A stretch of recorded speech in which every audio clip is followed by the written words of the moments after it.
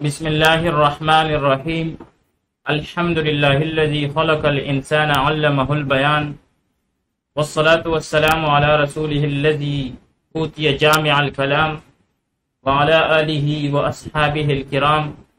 الذین بلغوا الاحکام بفصیح الکلام۔ آج دروس البلاغہ میں ہمارا 51 نمبر سبق ہے،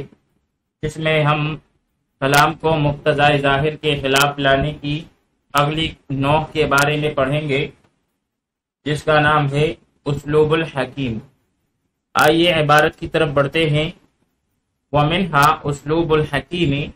اور کلام کو مقتضائے ظاہر کے خلاف لانے کی اگلی نوع جو ہے وہ اسلوب الحکیم ہے۔ اب اسلوب الحکیم کی تعریف کیا ہے؟ وَهُوَ تلقی المخاطب، یہ مخاطب کو جواب دینا ہے اس طرح کا جواب بغیر ما یترقبہ،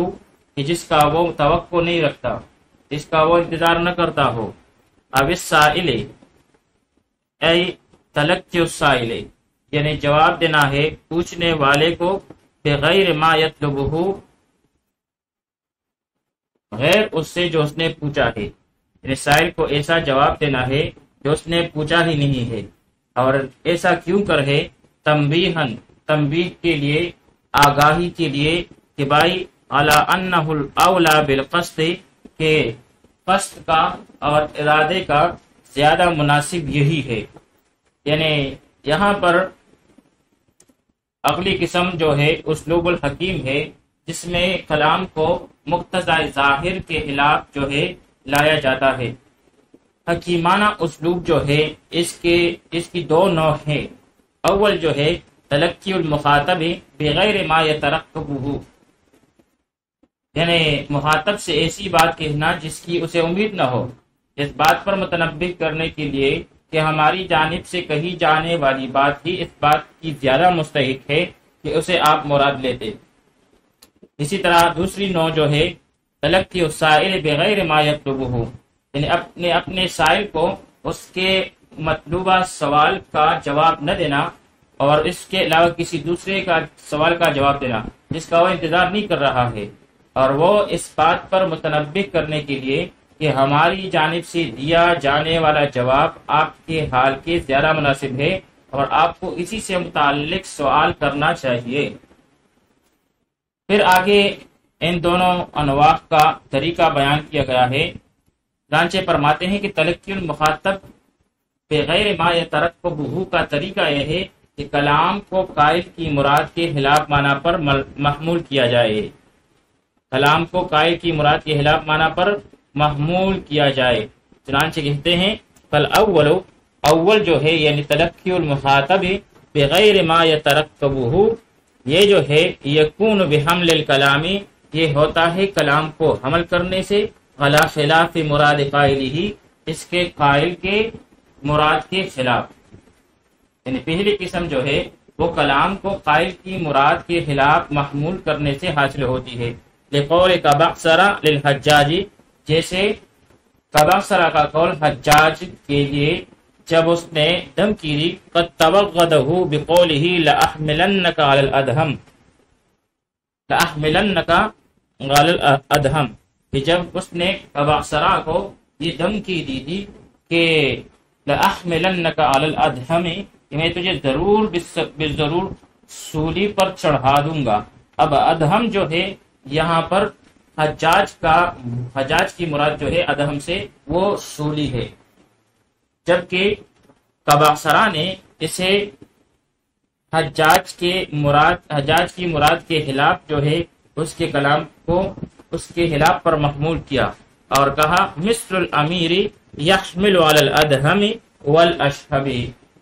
کہ بادشاہ اور امیر جیسے ہی لوگ سیاہ اور سفید گھوڑوں پر سواری کرتے ہیں۔ یعنی اس نے ادہم سے مراد لیا سیاہ گھوڑا۔ فقال له الحجاج اردت الحدید، تو حجاج نے کہا کہ میری مراد تو حدید یعنی لوہا ہے جس سے سوری بنائی جاتی ہے۔ فقال کبعثر، تو کبعثر نے کہا لأن یکون حدیدا خیر من ان یکون بلیدا،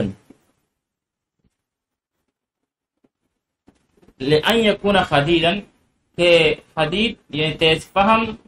ہونا خیر من ان یکون بلیدا تیز فہم ہونا بہتر ہے کن ذہن کے مقابلے میں۔ تو اب جب حجاج نے کہا کہ میری مراد اس سے حدید یعنی لوہے سے بنی سولی ہے، تو اس نے حدید کو دوسرے معنی پر جو ہے محمول کیا، یعنی حدید جو ہے وہ تیز فہم کو بھی کہتے ہیں۔ چنانچہ ہمارے اراد الحجاج بالادہم الخیرہ کہ حجاج نے لفظ ادہم سے قید اور سولی مراد لی، اور حدید سے وبالحدید المعدن المخصوص، اور حدید سے معدنی مخصوص معدن یعنی لوہا مراد دیا۔ وحملها القباصرہ، اور قباصرہ نے اس کو حمل کیا علی الفرس الادہمی کالے چتکبرے گھوڑے پر، الذی لیس بلیدا وہ جو کمزور ہمت اور کمزور دوڑ والا نہ ہو، جو کمزور نہ ہو۔ تو جب سامنے والا جو قائل موجود ہے وہ کلام کرے اور آپ اسے اس کی مراد کے خلاف پر محمول کرے تو اسے کہتے ہیں تلقی المخاطب بغیر ما یترقبہ۔ تو یہ اسلوب الحکیم کی اول قسم ہوئی۔ ہوا دراصل یوں کہ ایک دن قباصرہ جو ہے اپنے دوستوں کے ساتھ انگور کے ایک باغ میں جس کے دانے ابھی کچے تھے بیٹھا ہوا تھا کہ گفتگو کے دوران حجاج کا تذکرہ کسی نے چھیڑ دیا، تو اس پر قباصرہ نے کہا کہ اے اللہ اس کا چہرہ سیاہ کر دے، اس کی گردن اڑا دے اور مجھے اس کا خون پلا۔ تو بھائی جب اس کا یہ کلام کسی نے حجاج تک پہنچا دیا تو اسے بلوا کر پوچھا گیا، تو اس نے جواب دیا کہ ہاں ہم نے یہ کلام ضرور کہا ہے، مگر آپ کے بارے میں نہیں بلکہ وہ باغ کی کچی انگوروں کے بارے میں کہا تھا کہ اے اللہ اس کا چہرہ سیاہ کر دے، یعنی اس کا جو سکن ہے جلد ہے اس کو پختہ کر دے اور اس کا رنگ سیاہ کر دے، پھر اس کی گردن مار یعنی اسے توڑ کر مجھے دے، اور اس کا خون یعنی رس نچوڑ کر نبیذ بنا کر مجھے پلا دے۔ تو حجاج نے کہا نہیں، تو نے میرے خلاف بد دعا کی ہے، اب میں تجھے ادہم یعنی سولی پر چڑھا دوں گا۔ تو اس کے جواب میں قباصرہ نے کہا کہ مثل الامیر یحمل الادہم والاشہب کہ امیر المؤمنین جیسے ہی بڑے اور صحیح لوگ سیاہ اور سفید گھوڑوں پر سوار کرتے ہیں۔ تب حجاج نے کہا الادہم سے میری مراد حدید یعنی لوہے کی سولی ہے۔ اس پر حجاج نے کہا کہ اس پر قباصرہ نے کہا کہ حدید یعنی تیز فہم اور تیز رفتار ہونا یہ بہتر ہے کن ذہن اور سست رفتار کے مقابلے میں۔ تو بھائی یہاں پر ہم دیکھتے ہیں کہ اس گفتگو میں قباصرہ نے حجاج کے کلام الادہم بمعنی سولی کو الادہم بمعنی الفرس الاسود پر محمول کیا، اور حدید بمعنی لوہے کو حدید بمعنی تیز فہم پر محمول کر کے ایسا جواب دیا کہ جس کا حجاج خیال نہیں کرتا تھا، اور اس طرح کے تصور و انتظار کے برعکس جواب دے کر یہ بتلایا کہ اے بادشاہ، آپ کی شایان نشان تو یہی معنی ہے جو میں سمجھتا ہوں، اور آپ کا تو رعایا کے ساتھ آپ کو درگزر اور انعام و احسان کا معاملہ ہونا چاہیے، نہ کہ کسی کو سولی پر چڑھا کر یا کسی کے پیر میں بیڑی ڈال کر صدا دینے کا۔ تو یہاں پر یہ ہوئی اسلوب الحکیم کی یا حکیمانہ اسلوب کی نوع اول۔ والثانی، اور دوسری نوع جو ہے یعنی تلقی السوال بغیر ما یطلبہ۔ والثانی، تو اس کا طریقہ کیا ہے؟ دوسری قسم یعنی تلقی السائل بغیر ما یطلبہ، اس کا طریقہ کیا ہے؟ تو بھائی یکون بتنزیل السؤال منزلت سوال آخرا، یہ حاصل ہوتی ہے مخاطب کے سوال کو اس کے مناسب حال دوسرے سوال کے درجے میں اتار دینا۔ والثانی، اور دوسری قسم جو ہے، یکون یہ ہوتی ہے بتنزیل السؤال، سوال کو اتار دینا، منزلت سؤال آخر، دوسرے سوال کے درجے میں، مناسب لحالت السائل، جو سوال کرنے والے کی حالت کے مناسب ہوتی ہے۔ یعنی تلقی السائل بغیر ما یطلبہ، اس کا طریقہ یہ ہے کہ سائل کی جانب سے کیے گئے سوال کو کسی ایسے دوسرے سوال کے درجے میں اتار دیا جائے کہ جو اس سائل کے حال کے لیے زیادہ مناسب ہو۔ کما فی قولہ تعالی، جیسے کہ اللہ تعالیٰ کا یہ فرمان ہے، یسألونک عن الاحلۃ، وہ تجھ سے پوچھتے ہیں نئے چاند کا حال، قل ہی مواقیت للناس والحج، تو کہہ دیجئے کہ یہ اوقات مقررہ ہیں لوگوں کے واسطے اور حج کے واسطے۔ سأل بعض الصحابۃ النبی صلی اللہ علیہ وسلم، بعض صحابہ کرام رضی اللہ عنہم نے نبی کریم صلی اللہ علیہ وسلم سے سوال کیا، ما بال الہلال، کیا بات ہے چاند کی،